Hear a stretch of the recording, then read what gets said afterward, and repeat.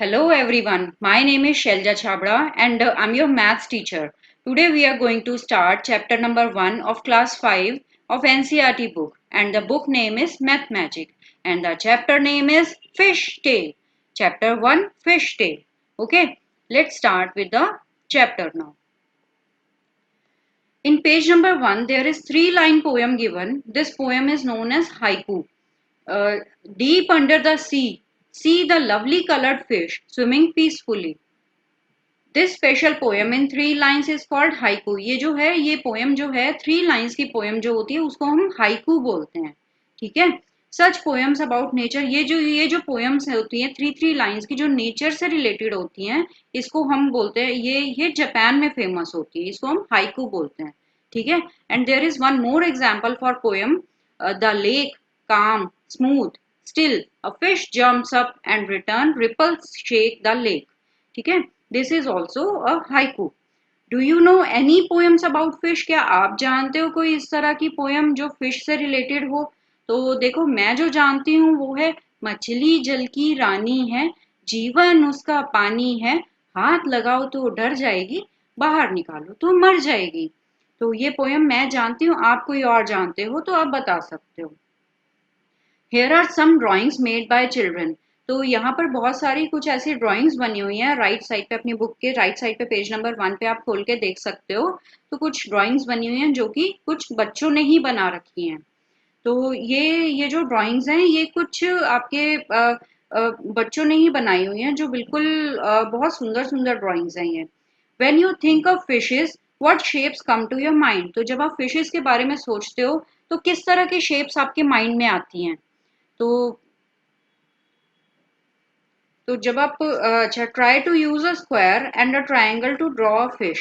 आप एक स्क्वायर लीजिए, ठीक है, और एक ट्राइंगल लीजिए, तो उससे आप एक फिश को ड्रॉ करके दिखाइए। तो जैसे मैंने एक स्क्वायर लिया, ठीक है, और मैंने एक ट्राइंगल ले लिया, ठीक है, तो इसको हम लेके अब हम एक फिश को ड्रॉ करेंगे। ठीक है, एक ट्राइंगल और एक स्क्वायर को ले लो। अब देखो ये है तो ये स्क्वायर ही ना। तो अब अगर हम इस स्क्वायर को अगर हम ऐसे टिल्ट कर देते हैं, ठीक है, तो इससे क्या बना, इससे आपकी फिश आपकी इजीली ड्रॉ हो जाएगी। आपने सिर्फ टिल्ट किया है यानी इसको थोड़ा सा टर्न किया है। तो अब एक ट्राइंगल, ठीक है, तो ये ट्राइंगल ले लिया, ट्राइंगल को ज्वाइन कर दिया। अब इससे क्या बन गई, आप ये एक फिश बन गई, साथ में मैंने एक आई बना दी। ठीक है, तो ये बन गई आपकी फिश। तो आप भी इस तरह से काफी सारी बना के देख सकते हो कि कैसे बनती हैं ट्राइंगल और स्क्वायर से फिशेस। तो अब आगे हम देखते हैं, आगे है mean. Mean means a fish. तो मीन का मतलब क्या होता है? मीन का मतलब होता है फिश। ठीक है, और मीनाक्षी इज अ गर्ल। ये जो गर्ल है जो आप देख सकते हो, तो इसका नाम है मीनाक्षी। मीनाक्षी का जो फर्स्ट वर्ड है उसको हम बोलते हैं मीन। ठीक है, मीन का मतलब ही फिश होता है। तो whose eyes look like a fish, जो इसकी जो आईज होती हैं वो फिश की तरह ही नजर आती हैं। ठीक है, आप देख सकते हो इसकी जो आईज है बिल्कुल ऐसे लग रही है जैसे फिश बनी हुई है। ठीक है, तो can you think of someone who has such eyes? क्या आप सोच सकते हो कि इस तरह की आईज वाली गर्ल जिसकी फिश बनी हुई हो, जिसकी आईज आईज फिश की तरह हो? तो आप सोच सकते हो। देखो मैंने तो कभी नहीं देखी इस तरह की। तो अगर आपने देखी है तो आप बताना जरूर। ठीक है, draw face with fish eyes. तो आप एक फेस ड्रॉ करो जिसकी आईज फिश की तरह हो। आप इसमें ड्रॉ कर सकते हो। देखो इसमें एक फिश की तरह आईज की एक गर्ल, देखो मैं बना के दिखाती हूँ आपको। वैसे तो आपकी ड्राइंग तो बहुत अच्छी होने वाली है। ये मैंने एक सर्कल बनाया है, सर्कल कम ये ओवल ज्यादा लग रहा है ना। तो अब इससे हम फिश की आईज की एक गर्ल ड्रॉ कर रहे हैं। ये आई बॉल्स, मैंने बिंदी लगा दी। Then these are the hairs. ये नोज, ट्राइंगल नोज बनाया है क्योंकि हम मैथ्स पढ़ रहे हैं। ठीक है, ये हमने एक फिश की आईज वाली गर्ल बना दी।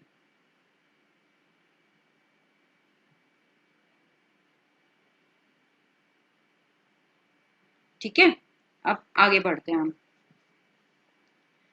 Fishes can have very different sizes. जो फिशेस होती हैं बहुत डिफरेंट डिफरेंट साइजेस की होती हैं। तो the smallest fish is about 1 centimetre long. जो सबसे स्मॉलेस्ट फिश होगी वो एक 1 सेंटीमीटर लॉन्ग की होती है, ठीक है। स्मॉलेस्ट फिश जो होती है वो 1 सेंटीमीटर लॉन्ग की होती है। अब मतलब आप 1 सेंटीमीटर आप देख सकते हो 1 सेंटीमीटर कितना होता है। आप कोई रूलर कोई स्केल लोगे ना तो उसके अंदर आप 1 सेंटीमीटर देखना बहुत ही छोटा सा होता है 1 सेंटीमीटर। तो आगे लिखा है how long is the biggest fish, can you imagine. तो आप सोच सकते हो कि बड़ी फिश कितनी बड़ी होगी।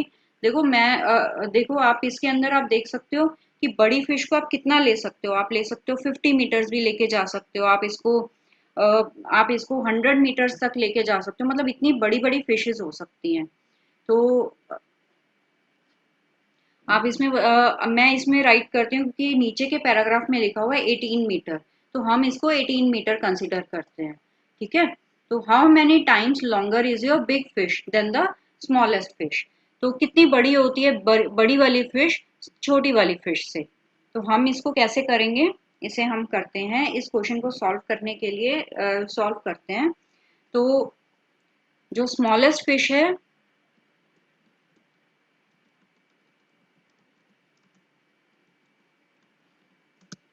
वो है 1 सेंटीमीटर लॉन्ग, और जो बिगेस्ट फिश है वो है 18 मीटर लॉन्ग, ठीक है। तो अगर हम बोलें तो हम कह सकते हैं कि जो बिगेस्ट फिश होती है वो 18 टाइम्स बिगर होती है, ठीक है। इस तरह से हम इसको बोल सकते हैं 18 मीटर कि भी 18 टाइम्स बिगर होती है। लेकिन आप ये देखो कि ये सेंटीमीटर है और ये है मीटर्स, ठीक है। वो सेंटीमीटर और मीटर होता है, तो जो मीटर होता है वो सेंटीमीटर से बिग होता है, ठीक है। That means 1 metre equal to 100 centimetre, ठीक है। 1 मीटर 100 सेंटीमीटर होता है। ये हमने लास्ट ईयर क्लास फोर्थ में पढ़ा था। तो if 1 metre is equal to 100 centimetre then we can write 18 metre equal to 100 centimetre, ठीक है। ऐसे लिख सकते हैं हम इसको।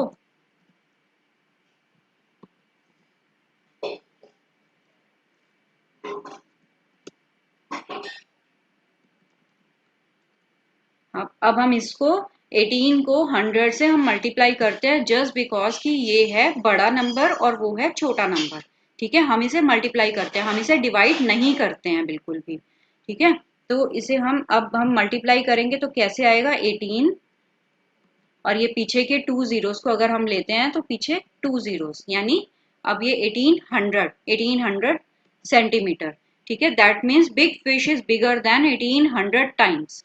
जो बिग फिश है वो बिगर देन 1800 टाइम्स है। आगे लिखा है the biggest fish is the whale shark. जो सबसे बड़ी वाली फिश होती है वो होती है वेल शार्क, ठीक है। It is actually not a well but a big big fish. ये एक्चुअली में वेल नहीं होती, ये बहुत बड़ी बड़ी फिश होती है, बहुत बड़ी फिश होती है। Whales are different from fishes. जो वेल्स होती हैं वो फिश से बिल्कुल डिफरेंट होती है। Whales breathe like we do. जो वेल्स होती हैं वो ब्रीथ करती हैं जैसे हम ब्रीथ करते हैं, जैसे हमारे लंग्स के थ्रू, हमारे नोज के through. But fish have no noses. जो फिश होती हैं उसके कोई भी नोज नहीं होते। And they take in water not air. वो पानी अंदर लेते हैं, वो पानी अंदर नहीं लेते, वो एयर को अंदर लेते हैं पानी में से। Whales give birth to babies. जो वेल्स होती हैं वो बर्थ देती हैं बेबीज को। But fish lay eggs. जो फिश होती है वो एग को ले करती है, और जो वेल्स होती हैं वो बर्थ देती हैं जैसे नॉर्मली ह्यूमन बींग्स देते हैं। The whale shark fish looks bigger and dangerous. जो वेल शार्क होती है वो बिग और डेंजरस लगती है, लेकिन एक्चुअली में वो इतनी डेंजरस होती नहीं है। उसका रीजन ये है कि ये ह्यूमन बींग्स के पे बिल्कुल भी अटैक नहीं करती हैं, वो उनको नहीं खाती हैं। तो आगे है one whale shark was as long as 18 metre. जो एक वेल शार्क होती है वो 18 मीटर लॉन्ग होती है। Just think how long that is. तो आप ये सोच सकते हो कि ये कितनी बड़ी होगी। आप ये समझ लो कि अगर 12 बच्चे, आपके साइज के 12 बच्चों को ले लिया जाए, यानी एक के ऊपर एक बच्चा, यानी 12 बच्चों को ले लिया जाए, तो इतनी बड़ी होती है whale shark. And guess what it weighed. देखो अगर इतनी बड़ी है तो इसका वेट कितना होगा, ये कितनी भारी होगी। Well much much more than what 12 of you together weigh. मतलब इतनी बड़ी कि ये आप जैसे 12 बच्चों से भी कहीं ज्यादा बड़ी। इसका वेट होता है अबाउट 16,000 kg। मतलब कितना, 16,000 kg उसका वेट हुआ। ठीक है, अब आगे पेज नंबर 3 पे, about how many kilograms do you weigh. तो आपका जो तो आप ये पूछ रहे हैं कि कितना किलोग्राम आपका है, कितना वेट आपका है। तो आप इसमें क्या लिखोगे? हम्म तो सपोज अब जैसे अगर मान लो आप अगर आपके पास आपकी मम्मा खड़ी हुई है तो आप उनको बोलो आपके घर पे वेइंग मशीन है, तो आप वेट करके बताओ कि आपका वेट कितना है। ठीक है, तो आप मैं अप्रोक्सीमेटली इसके अंदर ले लेती हूँ 25 केजीज। ठीक है, 25 केजीज ले लेती हूँ मैं इसमें। सो 12 children like you put together will way about dash KGs. तो इसके अंदर उन्होंने बोला है कि आप ये बताओ कि अगर मान लो आपके जैसे 12 बच्चे, यानी 25 केजीज के बच्चे 12 मिलाकर, तो उनका वेट कितना होगा, इन सबका मिलाकर वेट कितना होगा। आप देखो इसके अंदर सपोज आपने एक टॉफी परचेज की है। ठीक है, आपने एक सपोज आपने एक टॉफी परचेज की है। ठीक है, और वो टॉफी है आपकी, एक टॉफी का प्राइस है ₹10। ठीक है, और आपको 5 टॉफीज लेनी है, और उसका जो लेनी हो तो कितने की आएगी? अगर 5 टॉफीज लेनी हो तो वो कितने की आएगी? आपको ये सॉल्व करो पहले, आपको ये इजीली आ जाएगा। तो एक टॉफी है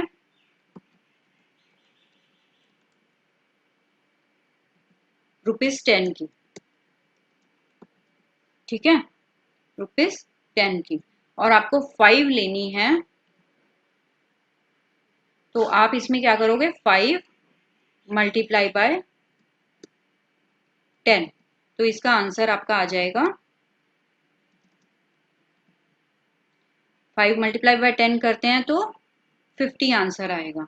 ठीक है, इसी तरह से आपको ये आपका इस क्वेश्चन में है, आपने इसको क्या किया, मल्टीप्लाई किया। इसी तरह से आपका ये क्वेश्चन में है कि अगर एक बच्चे का वेट है 25 केजीज, तो 12 बच्चों का वेट कितना होगा। सो हम इसे भी 12 से मल्टीप्लाई करेंगे।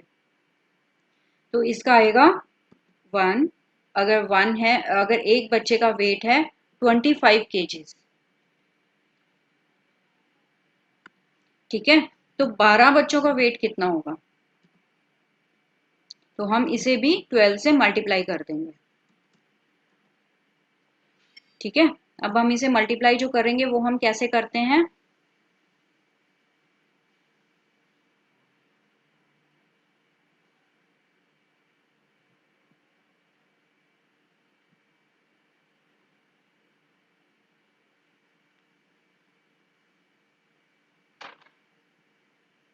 Just a second.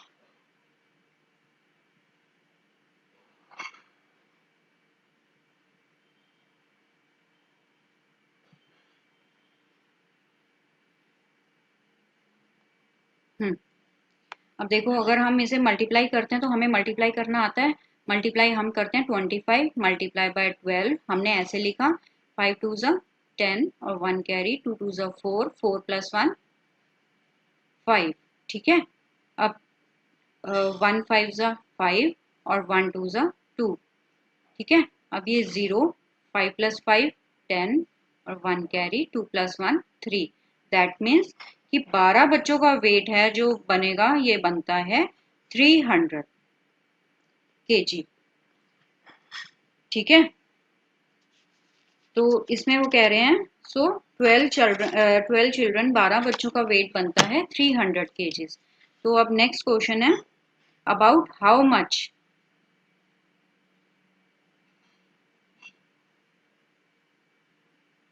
about how much more does the whale shark weigh than 12 children like you put together। तो आप ये बताओ कि अगर आपके जैसे 12 बच्चे मिलाकर उनका वेट है 300 kgs। ठीक है, और व्हेल शार्क का वेट जो पीछे दिया हुआ था वो कितना था, वो था 16,000। तो हम इसके अंदर अगर हम 16,000 को 300, अगर हम 300 इसको माइनस कर देते हैं तो इसका व्हेल शार्क का वेट आ जाएगा। 10 में से 3 गए 7, यहाँ 5 और ये 1। तो आंसर आ गया 15,700 kgs। तो दैट मीन्स जो व्हेल शार्क का वेट है 15,700 kg, आप 12 बच्चों को मिलाकर भी उससे भी कहीं ज्यादा है। ठीक है, अब आगे चलते हैं। द फिश टेल, देखो इसके अंदर जो टेल की स्पेलिंग लिखी हुई है वो लिखी हुई है TAIL। TAIL मीन्स पूंछ। एक होता है TALE, उसका मतलब होता है स्टोरी। ठीक है, तो इसमें TAIL यानी पूंछ। देखो साउंड, हमारी जो साउंड है वो सेम है, लेकिन जो वर्ड है, जो स्पेलिंग्स हैं वो अलग लिखी हुई हैं। To see the difference between whales and fish, look carefully at their tails. अगर आपको वेल और फिश के अंदर अगर कोई डिफरेंस देखना है, ठीक है, टेल, तो आप उनकी टेल के अंदर डिफरेंस देख सकते हो। उनकी जो टेल है ना, उसकी जो वेल की जो टेल है वो बिल्कुल ऐसे लगती है जैसे टू लेग्स होती हैं।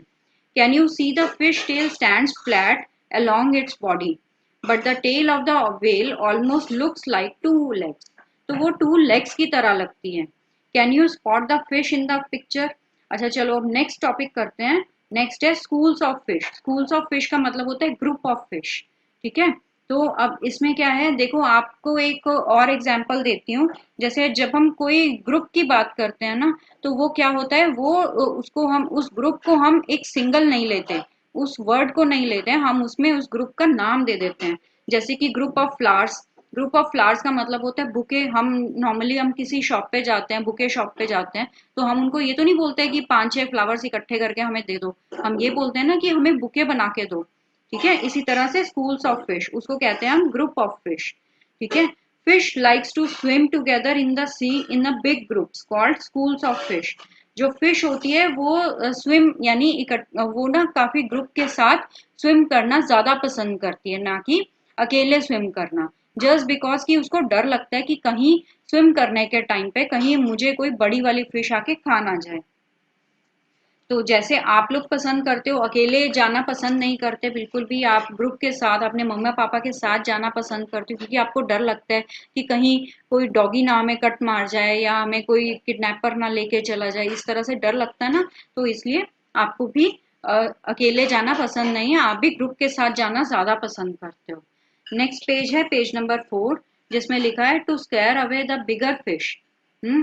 सम small fish drink up a lot of water. तो अगर जैसे एक छोटी वाली फिश होती है वो बहुत सारा पानी पी लेती है, ताकि वो छोटी फिश बड़ी नजर आनी शुरू हो जाए, और वो बड़ी फिश फिर वो डरती नहीं है किसी से भी। ठीक है, तो वो बड़ी लगने लग जाती है। Jincy use the shapes to make drawings of fish. तो जो जिंसी है उसने ये वाली ये काफी सारी ये शेप्स हैं, इनको यूज करके ड्राइंग्स बनाई हैं फिश की। तो आप भी इस तरह से ये शेप्स लेके आप भी ड्राइंग बना सकते हो। ठीक है, और डिफरेंट एनिमल्स, सी एनिमल्स बना सकते हो। देखो ये नीचे सी एनिमल्स की पिक्स दे रखी हैं पेज नंबर 4 पे और पेज नंबर 5 पे। जैसे कि octopus, clam, parrot fish, prawn, cuttlefish. इसमें से आपने कौन कौन सी देखी हुई है। मैंने तो जो देखी हुई है, देखो इसमें मैंने तो जो टीवी पे देखी हुई है, अदरवाइज रियल में तो मैंने एक पैरट फिश के अलावा और कोई भी फिश नहीं देखी हुई। अब नेक्स्ट आगे बढ़ते हैं नेक्स्ट टॉपिक पे। Fisherman in their boats. जो फिशरमैन हैं वो बोट्स पे हैं।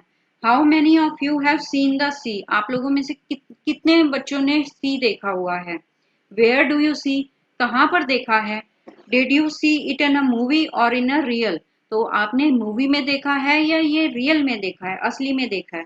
How deep do you think the sea could be. आप सोच सकते हो डीप कितना डीप होता है, ये डीप बहुत डीप होता है। ठीक है, फाइंड आउट। अब नेक्स्ट क्वेश्चन है do you know how to swim. आप स्विम करना जानते हैं।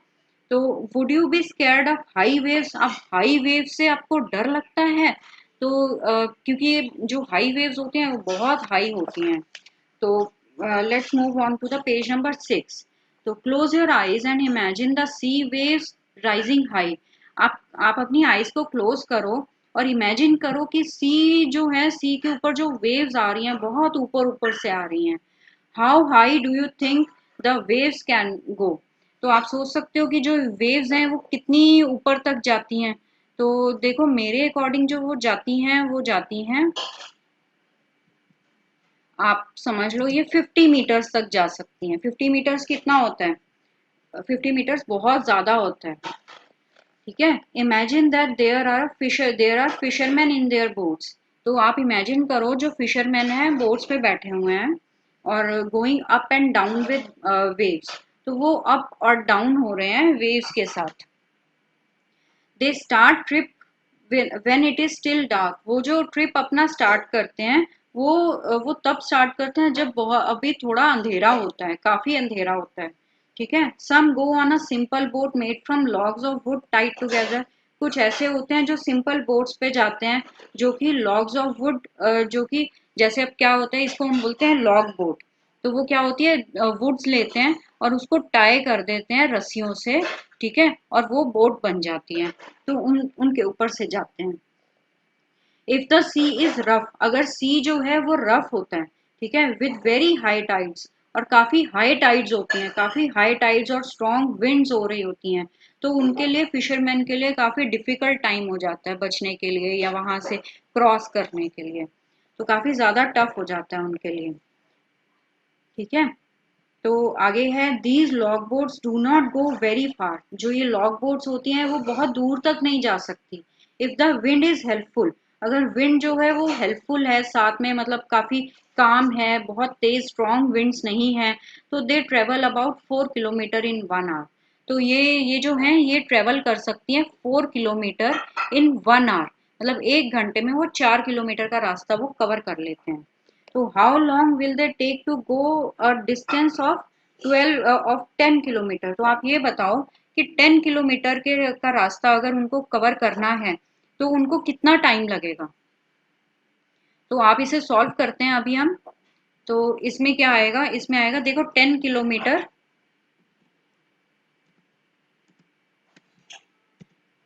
कितने आवर्स में कवर करते हैं वो।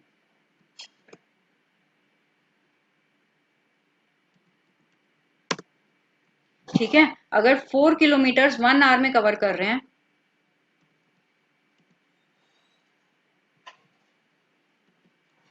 अगर 4 किलोमीटर वो 1 आवर में कवर कर रहे हैं, तो इसके अंदर हम क्या करते हैं, इसमें हम डिवाइड करेंगे। क्यों? क्योंकि वो बिगर है, वो स्मॉलर है डिजिट और ये है बिगर डिजिट। ठीक है। तो अब इसमें हम डिवाइड करेंगे। तो 10 kilometre equal to 1/4 multiply bye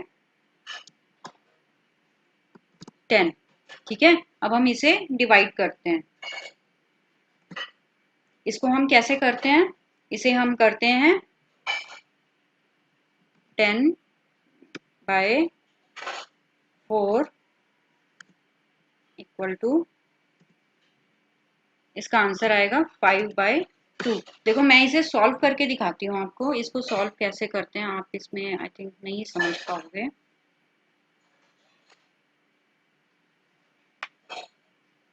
देखो इसमें लिखा है 10 kilometre equal to 1/4 multiply by 10। तो इसमें क्या आया, इक्वल टू 10/4, 10/4, 2 2 4, 2 5 10 इक्वल टू 5/2। ठीक है। This will be the answer. ठीक है। हम अब अगर क्रॉस करना नहीं आता तो हम इसको इस तरह से भी डिवाइड कर सकते हैं। तो आप ये समझ लो कैसे डिवाइड होता है ये। वैसे तो आपने ये लास्ट ईयर भी किया हुआ है। 2 2 4। ठीक है। अब हमें अगर जीरो चाहिए नीचे तो 2 5 10। ठीक है। तो आंसर आया 2.5। दैट मीन्स 2.5 आवर्स इसके अंदर उनको लगेगा।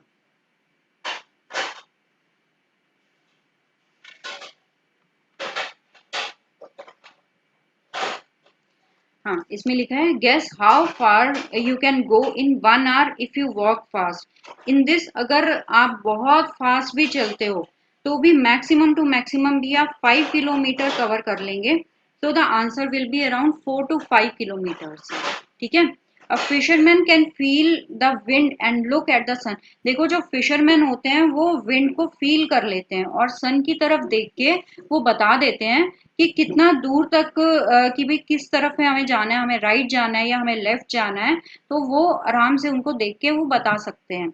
लेकिन अगर हमारे जैसे लोग अगर चले जाएंगे सी में, तो हमें तो चारों तरफ सिर्फ और सिर्फ सी ही नजर आएगा, हमें तो कुछ और नजर ही नहीं आएगा। फाइन।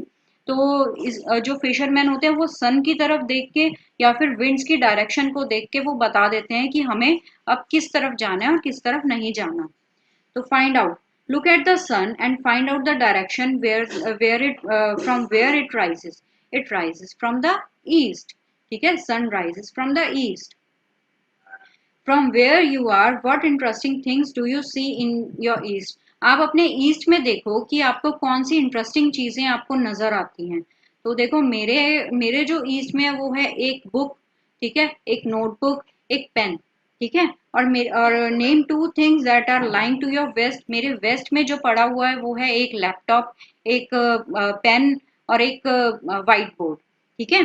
तो आप मेरे वेस्ट में ये सब पड़ा है। तो आप अपने ईस्ट और वेस्ट में देख के बताओ कि आपके ईस्ट और वेस्ट में क्या चीजें पड़ी हैं। तो next is what a catch. तो out on the sea fisherman look for a place where they hope to find a good catch of fish. they are there, they spread their nets. They will have to wait for many hours for fish to come into their nets. तो देखो ये जो fisherman होते हैं वो क्या करते हैं, वो एक अच्छी सी जगह ढूंढते हैं और वहां पर अपना नेट डालते हैं और वहां पर देखते हैं कि और कितने कितने घंटों तक, कितने आवर्स तक वहां पे बैठे रहते हैं, वेट करते रहते हैं कि कब फिशेज आएंगी और उनके नेट में फंसेंगी। Look at the different types of boats. आप डिफरेंट टाइप्स ऑफ बोट्स आप देखो कौन कौन सी होती हैं। Some boats have motors and go further into the sea. कुछ बोट्स ऐसी होती हैं जो मोटर बोट्स होती हैं और जो सी में जाती हैं। Since they go far out, they can catch more fishes. देखो ये जो मोटर बोट्स होती हैं ये काफी तेज चलती हैं, तो ये काफी ज्यादा फिशेस को कैच कर लेती हैं। These boats यानी मोटर बोट्स ट्रेवल फास्टर। जो मोटर बोट्स होती हैं बहुत तेज चलती हैं at the speed of about 20 kilometre in 1 hour. तो ये जो चलती हैं ये 20 किलोमीटर पर आवर की स्पीड पे चलती हैं। How far would the motor boats go in 3.5 hours. तो अब आप ये बताओ कि ये जो मोटर बोट्स हैं वो कितनी ये जो है मोटर बोट्स वो 3.5 आवर्स में कितनी दूर तक चलेंगी, कितना चलेंगे, ठीक है। इसके अंदर इसके अंदर हमें कैसे करना है।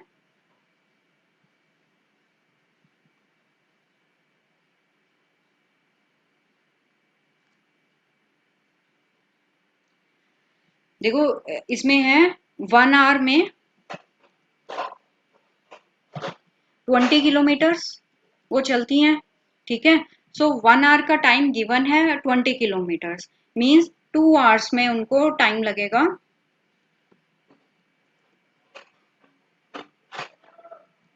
20 मल्टीप्लाई बाय, हम इसको क्या करेंगे 20 मल्टीप्लाई बाय 2, ठीक है। दैट मीन्स 20, 2 2 जा 4 यानी 40 किलोमीटर, ठीक है। और 3 आवर्स में उनको कितना टाइम लगता है, 3 आवर्स में 20 मल्टीप्लाई बाय 3, दैट मीन्स 3 2 जा 6 यानी 60 किलोमीटर, ठीक है। 60 किलोमीटर का वो रास्ता कवर करती है। अब हाफ एन आवर का हम देखते हैं, तो हाफ एन आवर का कैसे होगा।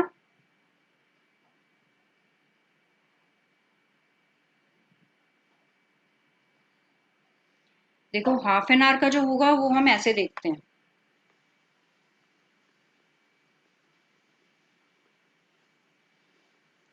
ठीक है। हम इसे इस तरह से करेंगे सॉल्व।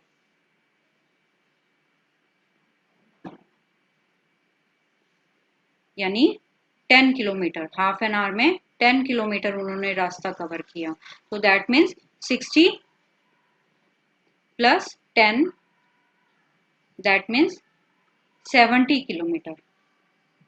तो उन्होंने 70 किलोमीटर का रास्ता कवर कर लिया है। ओके, अब नेक्स्ट क्वेश्चन है how much time will they take to go 85 kilometres. देखो अब वो कह रहे हैं कि 85 किलोमीटर्स का अगर उनको रास्ता कवर करना है तो उनको कितना टाइम लगेगा। इसमें उन्होंने उल्टा कर दिया है कि कितना टाइम लगेगा 85 किलोमीटर तक जाने के लिए। तो कितना 85 किलोमीटर में कितने आवर्स में ट्रेवल करते हैं, पहले हम 85 को ब्रेक कर लेते हैं। पहले हम 85 किलोमीटर्स को ब्रेक कर लेते हैं। तो 85 यानी 80 प्लस 5, ठीक है। 85 किलोमीटर को पहले हमने ब्रेक कर लिया है। तो पहले हम 80 किलोमीटर्स का निकाल लेंगे, फिर 5 किलोमीटर्स का। इससे हमारी जो कैलकुलेशंस होंगी वो काफ़ी फास्ट हो जाएंगी, काफ़ी ईजी हो जाएंगी, ठीक है। अभी हमने किया था 20 किलोमीटर इक्वल टू 1 आवर, ठीक है। ये हमने अभी किया था। सो अब 1 kilometre equal to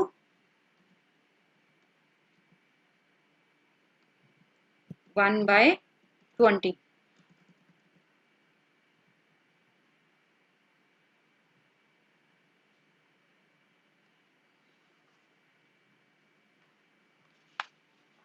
1 kilometre equal to 1/20, ठीक है। 120 आर, 1/20 आर। हम इसमें डिवाइड करेंगे क्योंकि बड़े से छोटे पर जा रहे हैं हम, ठीक है। तो 1/20 मल्टीप्लाई बाय 80, ठीक है। 80 किलोमीटर्स का निकालना है ना हमें, तो 1/20 मल्टीप्लाई बाय 80, तो इसका आंसर आएगा, दैट मीन्स 4 आवर्स,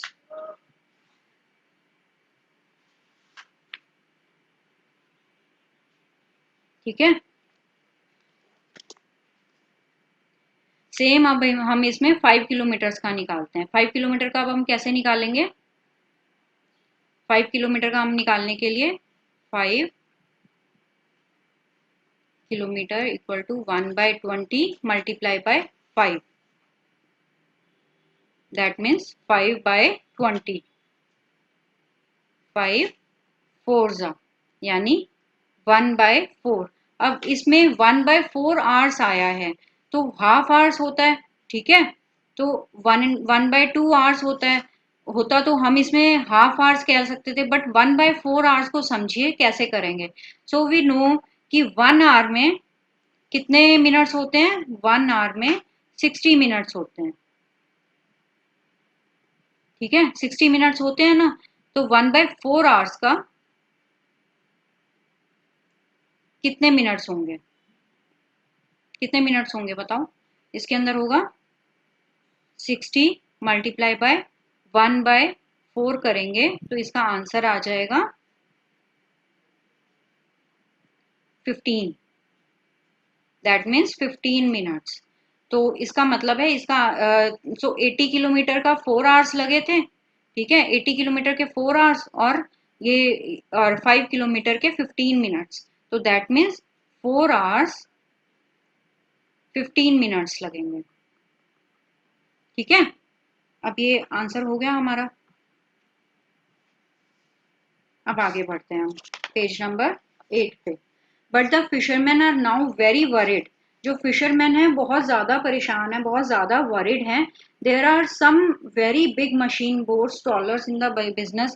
देखो इसमें क्या है, वो बता रहे हैं कि आजकल जो है बहुत बड़े बड़े बिजनेसमैन आ गए हैं, बहुत बड़ी बड़ी मशीन बोट्स लेके आए हैं, ठीक है। और ये बहुत दूर दूर तक जाते हैं और बड़ी बड़ी नेट्स लेके आते हैं, डीप में डाल देते हैं उनको, और वो क्या करते हैं सारी की सारी फिशेस को कलेक्ट कर लेते हैं।